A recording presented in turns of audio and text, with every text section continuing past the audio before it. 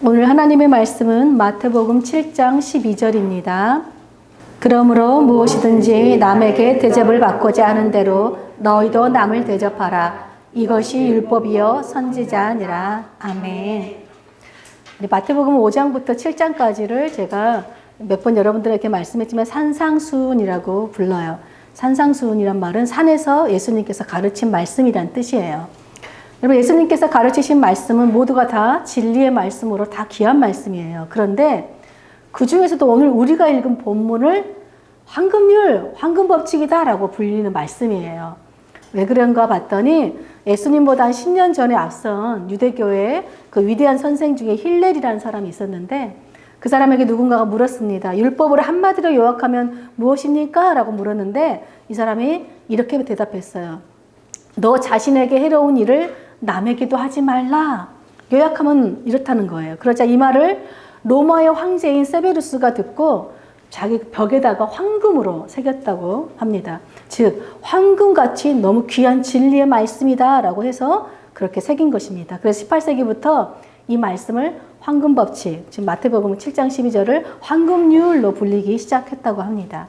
많은 학자들도 오늘 읽은 우리 본문 7장 12절을 예수님의 산상수훈의 결론이다. 예수님의 산상수훈에서 그 많은 말씀을 하시고자 하는 핵심이 바로 이 구절이다 라고 말씀합니다. 그래서 마태복음 7장 12절 다시 한번 읽을게요. 그러므로 무엇이든지 남에게 대접을 받고자 하는 대로 너희도 남을 대접하라. 이것이 율법이요 선지자니라. 예수님이 이것이 율법이고 이것이 선지자네요. 여러분, 율법과 선지자다 이 말은 무슨 말이냐면 구약 성경 전체를 상징할 때 율법과 선지자다라고 표현을 해요. 그러니까 예수님은 남에게 대접을 받고자 하는 대로 남을 대접하는 것, 이것이 구약 성경 전체가 말하는 핵심이라는 거예요. 그리고 구원받은 하나님의 백성들의 삶의 태도, 삶의 방식, 행동 양식이 바로 내가 남에게 대접받고 싶은 대로 내가 남을 대접해 주는 것이다 하는 것입니다. 또 마태복음 22장에 보면 한 율법교사가 예수님께 이렇게 질문해요. 선생님, 율법 가운데 어느 계명이 제일 큽니까? 라고 묻습니다. 그러자 예수님께서 네 마음을 다하고 목숨을 다하고 뜻을 다하여 주 너희 하나님을 사랑하라. 이것이 첫째, 크고 첫째 되는 계명이다. 둘째도 그와 같으니 내 이웃을 내 몸과 같이, 내 자신과 같이 사랑하라. 이 두 계명이 온 율법과 선지자의 강령이니라. 또 이렇게 말씀하세요. 즉 하나님을 전심으로 사랑하고 이웃을 내 몸과 같이 사랑하는 것, 이것이 구약 성경 전체의 말씀의 핵심이라는 거예요. 즉 구원받은 하나님의 백성들이 살아가는 삶의 방식이 뭐냐? 하나님을 전심으로 사랑하고 이웃을 전심으로 사랑하는 것이래요. 여러분, 성경은 구원받은 하나님의 백성들이 이 세상과 어떻게 구별해서 살아야 되는지, 세상 사람들에 대해서 어떻게 대해야 되는지 가르치시는 하나님의 말씀이에요. 그래서 예수님은 구원받은 하나님의 백성들은 하나님을 전심으로 사랑하고 이웃을 내 몸과 같이 사랑하는 삶을 사는 자들인데 그 사랑의 마음가짐의 태도가 어떤 태도냐? 바로 내가 남에게 대접받고 싶은 대로 남에게 대접하고 사는 것이래요. 이것을 다른 말로 표현하면 오늘 설교 제목인 선대하는 마음입니다. 많은 사람들이 구약의 하나님과 신약의 하나님이 다르다고 말해요. 너무 달라도 다르다. 기독교 초기 이단이었던 마르시온도요. 신약의 하나님은 구원을 베푸시는 자비와 사랑의 하나님인데 구약의 하나님은 율법과 정의로 심판하는 너무 잔인한 하나님이다 라고 가르쳤어요. 그럼 오늘 예수님은 분명히 뭐라고 말씀하십니까? 구약 전체에서 말씀하시는 그 핵심이 바로 하나님의 사랑, 이웃 사랑, 즉 선대하시는 하나님의 사랑이라고 우리에게 말씀하고 있습니다. 예수님은 산상수훈을 말씀하시면서 그래서 5장 17절에 이렇게 말씀하세요. 내가 율법이나 선지자를 폐하러 온 줄로 생각하지 말아라. 폐하러 온 것이 아니라 완전하게 하러 왔다라고 말씀하세요. 여러분, 하나님께서 구약 성경을 주신 그 율법의 핵심, 율법 안에 담긴 하나님의 뜻은 하나도 변하지 않았어요. 그런데 하나님께서 율법을 주시는 원래 목적, 그 의도와 상관없이 율법을 자기 마음대로 잘못 해석하는 사람들이 문제였던 것입니다. 그래서 예수님은 산상수훈을 통해서 살인에 대해서, 또 간음에 대해서, 이혼에 대해서, 맹세에 대해서, 그리고 악한 자들을 어떻게 대해야 되는지에 대해서 한마디로 뭐예요? 인간관계 속에서 우리가 어떻게 다른 사람들을 대해야 하는지에 대해서 율법에 담긴 하나님의 올바른 뜻을, 그 본 뜻을 올바르게 다시 해석해 주셨습니다. 그 중에서 우리가 좀 하나를 살펴보려고 하는데요. 우리가 좀 자주 하는 말 중에 이런 말이 있어요. 이에는 이, 눈에는 눈. 영화 대사에도 참 많이 나오죠. 여러분, 세상을 살다 보면 뜻하지 않은 어떤 사건, 사고들이 늘 일어납니다. 사소한 오해로 말다툼이 생겼는데 그 말다툼이 몸싸움까지 번져서 의도치 않게 사람을 죽이는 사고도 생기기도 합니다. 그래서 그 사고를 파악할 때 이 사람이 고의성이 있었는지 없었는지, 우발적으로 한 행동인지 아니면 계획적으로 하는 행동인지 그걸 잘 의도를 파악해야지 억울한 피해자가 나오지 않도록 규명하는 것입니다. 그런데 인간관계 안에서 다툼으로 인한 어떤 상해 사건이 일어나거나 또는 경제적인 피해를 입었을 때 피해자가 하는 말이 주로 뭐냐면 이에는 이, 눈에는 눈으로 내가 갚겠다 하는 말이에요. 근데 이 말씀이 성경에 있는 말씀이죠. 출애굽기 21장에 보면 하나님께서 율법에 담긴 말씀 중에 있는 한 구절의 말씀이에요. 근데 이 출애굽 당시 고대 근동의 나라들의 법들은요, 일반적으로 어떤 법들이냐면 가해자의 폭행의 정도를 기준으로 삼아서 동해보복의 원칙이라는 걸 적용했어요. 이 동해보복의 원칙이 뭐냐? 바로 눈에는 눈, 이에는 이로 갚으라는 거예요. 즉 내가 당한 만큼 되돌려주는 것, 이것이 동해보복의 원칙이에요. 동이라는 게 보복하는 것다는 뜻이죠. 근데 여러분, 동해보복의 원칙을 적용하는 이유가 뭐냐면 첫째는 공정한 피해 보상을 위해서예요. 내가 피해를 입은 만큼 보상을 받는 것. 그래야지 피해자가 억울함을 풀겠지요. 그것이 피해자의 억울함을 풀어주는 정의고 합법이죠. 그러나 무엇보다도 동해보복의 원칙을 하는 중요한 이유가 있어요. 그게 뭐냐면 더 큰 범죄를 막기 위해서예요. 만약에 싸우다가 한 사람이 상대편의 오른쪽 눈을 쳤어요. 또 쳤는데 이빨 한 개가 빠졌어요. 근데 이 맞은 사람이 너무 분해가지고 감히 나를 쳐? 하고 오른쪽 눈, 왼쪽 눈 두 개를 치는 거예요. 또 쳤는데 이빨이 막 세 개가 빠질 정도로 쳤어요. 그럼 어떻게 되는 거예요? 내가 받은 것보다 더 과도하게 그 사람한테 보복하는 거잖아요. 그럼 여러분 생각해 보세요. 더 과도하게 보복을 하다 보면 어디까지 갈 수 있을까요? 살인까지도 갈 수 있는 거예요. 그러므로 한 사회 공동체가 더 큰 범죄, 살인이라는 아주 더 큰 범죄까지 가는 것을 막기 위해서, 그래서 공동체 안에 평화를 유지하기 위해서 이 동해보복법을 적용한 것입니다. 그런데 여러분, 하나님께서 제정하신 이스라엘 백성들, 하나님이 구원하신 하나님 백성들에게 제정하신 율법은요, 세상 그렇게 정한 동해보복 원칙과 정한 그 세상 나라들보다는 정말 차원이 다른 법이었어요. 출애굽한 이스라엘 백성들이 시내산에 딱 도착했을 때 하나님께서 가장 먼저 십계명을 주셨습니다. 그리고 하나님께서 모세를 통해서 이제 구원받은 이스라엘 백성들이 이제 세상 사람들을 어떻게 대해야 되는지, 어떻게 살아야 되는지에 대해서 율법을 구체적으로 주셨어요. 그래서 모세가 하나님의 율법을 말씀하기 시작하는 게 출애굽기 21장부터 23장까지가 하나님의 그 율법을 쭉 설명하는 말씀이에요. 그런데 하나님께서 이스라엘 백성들에게, 구원받은 이스라엘 백성들에게 어떻게 살아야 될지 알려준 첫 번째 법률의 시작이 뭐로 시작하는지 아세요, 여러분? 노예를 보호하는 법으로 시작해요. 여러분, 왜 하나님께서는 율법을 주시면서 가장 먼저 노예를 보호하는 법을 주셨을까요?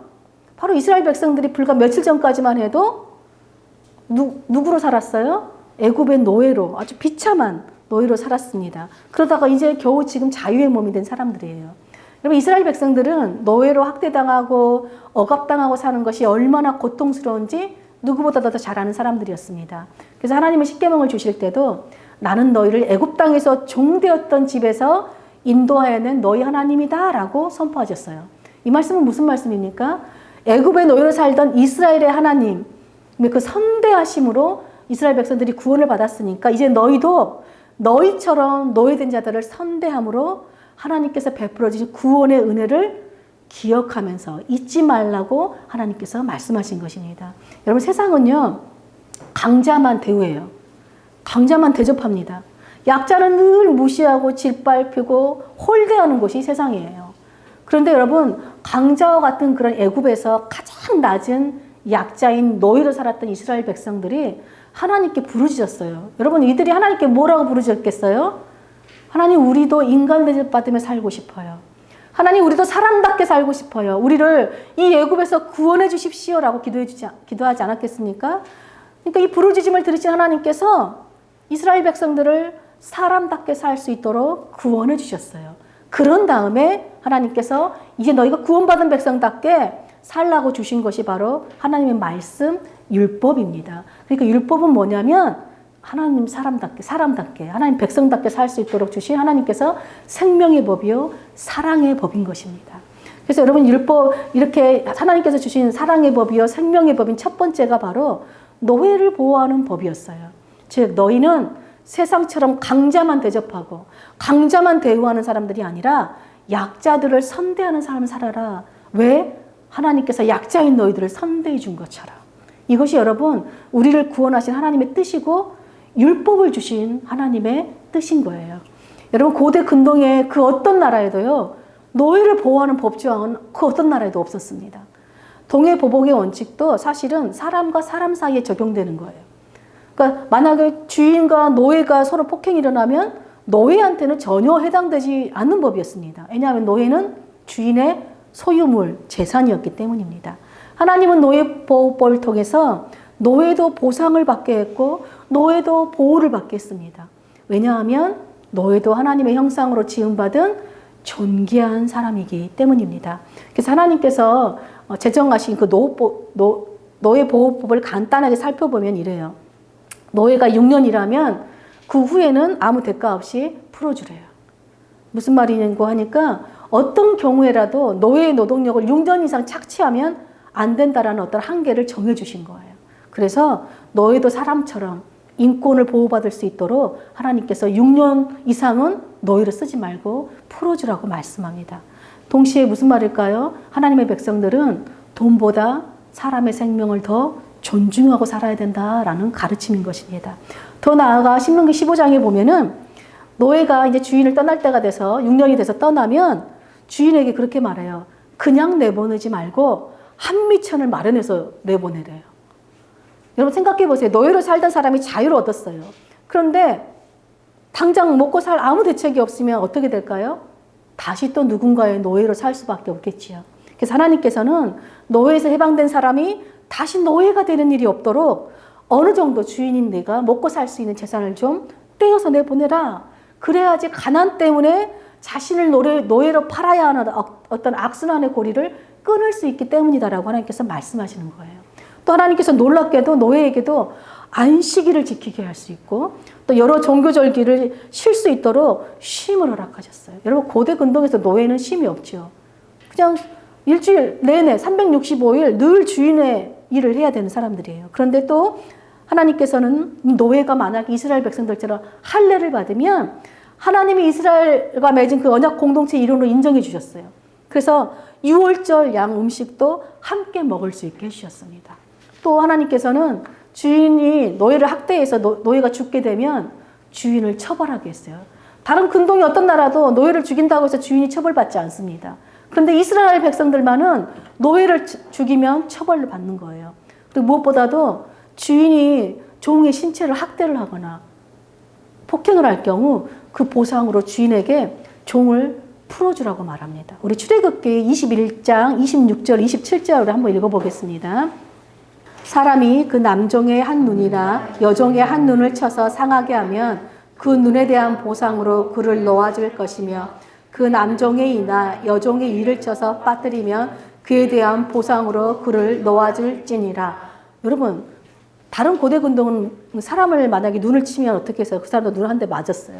이빨 하나 빠지면 자기 이빨 빼는 거였어요. 그런데 이스라엘 법은요, 하나님이 주신 율법은요, 주인이 종의 눈을 치거나 이빨 하나 빠뜨리면 어떻게 하라는 거예요? 자유를 주래요. 풀어주라는 거예요. 노예는 그저 주인의 소유물이고 주인이 마음대로 죽여도 살인죄가 적용되지 않고 노예를 학대하거나 폭행해도 그 어떤 처벌을 받지 않았던 고대 근동의 나라들의 입장에서 보면 이 법은 말도 안 되는 그야말로 차원이 다른 최상의 피해 보상을 해주는 법이요. 또 최고로 선대해주는 사랑의 법이에요. 여러분 그래서 하나님의 율법은요. 약자를 배려하고 약자를 보호하고 약자를 선대해주는 생명의 법이자 사랑의 법입니다. 사실 하나님께서 이에는 이 눈에는 눈으로 갚으라고 하신 말씀은요. 세상 나라 사람들처럼 다른 나라 사람들처럼 피해자가 또 나도 똑같이 저 사람한테 보복해야지 하라고 주신 말씀이 아니에요. 가해자에게 하나님께서 네가 다른 사람에게 피해를 준 만큼 네가 보상해주고 갚아주라. 가해자에게 주신 말씀이에요. 근데 많은 사람들이 이 말씀을 자신이 원수를 갖고 보복하는 데 사용하죠. 즉 악을 악으로 갚는 데 이 말씀을 적용하는 거예요.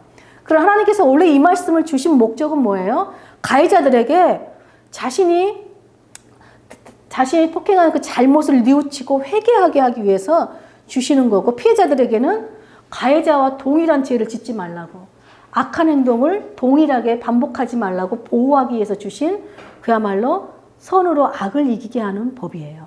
그런데 여러분, 이 노예를 보호하는 법은 유일하게 이스라엘 나라에만 있는 법이죠. 그러니까 즉 하나님의 율법이 있다는 건 뭐냐면 하나님의 백성들에게만 있는 아주 독특함이에요. 세상 사람들한테 하나님 율법을 주시지 않아요. 하나님의 백성들에게만 너희는 세상과 다르게 이렇게 살라고 주시는 거예요. 그러니까 하나님은 율법을 통해서 너희는 세상과 구별되어 거룩하게 살아라. 즉 선으로 악을 이기는 선대하는 삶을 살아라. 이것이 바로 생명의 삶이고 사랑의 삶이다 라고 말씀하신 것입니다. 이제 구원받은 하나님의 백성들에게 하나님은 율법을 통해서 너희는 세상 사람들과는 다른 가치관, 다른 세계관을 가지고 살아가라고 지금 요청을 하고 있는 것입니다. 그 요청으로서의 첫 번째 율법이 바로 너희는 노예의 인권을 보장해주고 그들을 인격적으로 사람답게 대해줌으로써 인간의 존엄성을 지켜주라는 거예요. 왜 그래야 할까요, 여러분? 바로 이스라엘이 그토록 간절히 원하고 그들이 그토록 대접받고 싶어 했던 대우이기 때문에 그렇습니다. 하나님께서 이스라엘 백성들이 대접받고 싶은 대로 어떻게 해주셨어요? 선대해 주셨어요. 그들이 원하는 대로 대접해 주신 거예요, 하나님께서. 이게 하나님의 선대하심이에요. 이것이 율법과 선지자, 곧 구약에 나타난 하나님의 선대하는 하나님의 사랑입니다. 여러분, 하나님은 구하는 자들에게 모든 좋은 것을 풍성하게 주시는 선대하시는 하나님이십니다. 여러분 믿으십니까? 네. 저는 시편을 읽을 때마다 곳곳에 다윗이 하나님을 어떻게 고백하냐면요. 다윗이 참 환난과 어려움을 많이 겪었잖아요. 다윗은 하나님은 나를 선대해 주신 하나님으로 찬양해요. 저는 그 구절이 나올 때마다 말씀을 읽기를 멈춥니다. 그 자리에 서서 뭐 할까요? 저도 다윗처럼 내 인생 가운데 선대해 주신 하나님 막 찬양하고 감사함을 기도해요. 그리고 또 하나 하는 것이 내 인생 가운데 나를 선대해 준 많은 사람들을 기억하면서 하나님, 이 사람이 저를 이렇게 선대해 주셨어요. 이 사람도, 이 교회가 나를 선대해 주셨어요. 하나님, 이 사람과 이 교회들, 이 사람들을 하나님 축복해 주시고 이 사람들을 선대해 주십시오라고 저는 꼭 기도를 하고 지나가요. 왜냐면 다윗이 고백한 그 선대하신 하나님을 저도 경험했기 때문이지요. 그래서 여러분, 다윗은요, 하나님의 이 선대하심으로 인해서 자신을 죽이려는 원수가 있었죠. 사울왕. 사울왕을 다윗이 죽일 수 있는 기회가 여러 번 있었습니다. 그런데 다윗은요, 원수를 갚지 않아요. 악을 악으로 갚지 않고 오히려 사울을 선대해 줌으로써 선으로 악을 이기는 삶을 삽니다. 여러분, 이것이 바로 구원받은 하나님의 백성으로 부름받은 사람들이 따르고 본받아야 할 삶의 방식이에요. 그리고 이것이 남에게 대접을 받고자 하는 대로 남을 대접하는 선대하는 마음입니다. 제가 인터넷을 보다가 한 3분짜리 짤을 봤는데 그 무슨 프로그램이었냐 보니까 어서와 한국은 처음이지 뭐 그런 프로가 있더라고요. 근데 거기에 미국인 부부인 데이비드와 스테파니 부부, 그다음에 아들 5살짜리 올리버하고 3살짜리 딸 이사벨이 이제 카페에서 있었던 이야기를 이렇게 영상에 담아져 있었어요. 근데 아빠 이제 데이비드는 아이들이 시킨 아이스크림이 나오니까 2층으로 배달을 해주고 이제 어른들 음료가 아직 안 나와서 1층에 있었어요. 스테파니는 애들과 같이 엄마가 같이 있었는데 딸 이사벨이 아이스크림이 너무 이렇게 큰 거예요. 그러니까 아이스크림이 흘러내리기 시작하니까 이 스테파니가 이사벨 엄마가 도와줘도 될까? 그러면서 아이스크림 흘러내리는 부분을 이렇게 다듬어 주었어요. 이사벨이 싫어, 내가 할 거야 이런 거예요. 근데 순간 아이스크림을 통을 잡으려고 했는데 아이스크림이 손에 묻은 거죠. 그러니까 갑자기 엄마한테 짜증을 내는 거예요. 엄마 때문에 내 손이 지저분해졌다고 막 이제 투정을 부리면서 막 울기 시작하는 거예요. 그러니까 이 엄마 스테파니가 이 딸이 흥분을 가라앉을 때까지 아무 말 없이 기다려줬어요. 그러다가 딸에게 이렇게 말해요. 자, 숨을 깊게 들이마시고 내쉬어봐 이랬어요. 근데 이사벨이 저는 그렇게 하기 싫어요 이러는 거야. 그러니까 그 엄마가 아주 부드럽고 단호하면서 이렇게 말해요. 이 엄마는 네 감정 조절을 도와줄 뿐이야. 다시 숨을 깊게 들이마시고 내쉬어봐 이래요. 그러자 이사벨이 엄마를 따라서 숨을 깊게 들이마시고 내쉽니다. 그러더니 이제 흥분이 가라앉혔나 봐요. 울음을 그쳤어요. 그때 이제 엄마 스테파니가 이사벨에게 이렇게 물어요. 자, 이제 다른 사람을 대할 때 어떻게 대해야 되는지 말해볼까? 이렇게 물어요. 이사벨이 이제 이렇게 닦으면서 이렇게 말하는 겁니다. 내가 대우받고 싶은 것처럼 다른 사람을 대해야 돼요. 저는 깜짝 놀랐어요. 여러분 3살짜리 입에서 이런 말이 나올 거라고는 상상을 못했어요. 그저 엄마가 또 묻습니다. 그럼 혹시 하고 싶은 말이 있니? 네 엄마 미안해요 라고 이렇게 사과를 하는 거예요. 그러니까 엄마가 그래 용서해 줄게 우리 포옹할까? 딱 둘이 웃습니다. 그러면서 아이스크림을 맛있게 먹어요. 제가 그걸 보면서 굉장히 감동스러웠어요. 어려서부터 성경이 하나님 말씀하는 핵심을 아이에게 가르치는데 이 아이가 내가 대우받고 싶은 대로 남을 대우하는 것을 이 선대하는 마음을 배워서 이미 실천하고 있는 거죠. 제가 너무 사랑스럽고 너무 감동스러웠어요. 근데 여러분 많은 사람들이 내 이웃을 내 몸과 같이 사랑하라. 네가 대접하고 싶은 대로 다른 사람을 대해주라. 이 선대하는 마음을 가지고 살아라. 그러면은 첫째 드는 생각이 나한테만 자꾸 희생하라 그러지? 왜 나만 자꾸 손해보라는 거지? 이런 말처럼 들려요.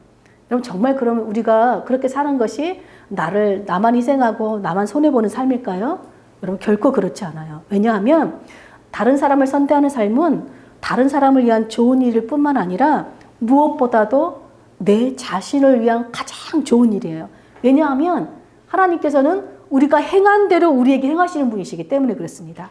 예수님의 산상수훈의 가르침을 보니까 5장 7절에 이렇게 돼 있어요. 긍휼히 여기는 자는 복이 있나니 그들이 긍휼히 여김을 받을 것이며 또 6장 15절에 와서는 예수님이 너희가 다른 사람의 잘못을 용서하면 너희 하늘아버지께서도 너희를 용서하시려니와 너희가 사람의 잘못을 용서하지 않으면 너희 아버지께서도 너희 잘못을 용서하지 않는다라고 말씀하세요. 또 7장 2절에 오니까 너희가 비판하는 비판으로 너희가 비판을 받을 것이요 너희가 헤아리는 그 헤아림으로 너희가 헤아림을 받을 것이다 라고 말씀합니다. 무슨 말씀입니까? 다른 사람에게 긍휼을 베푸는 사람, 즉 선대하는 사람은 복이 있대. 왜요? 하나님께서 긍휼히 여겨준대요. 하나님께서 선대해 주신대요.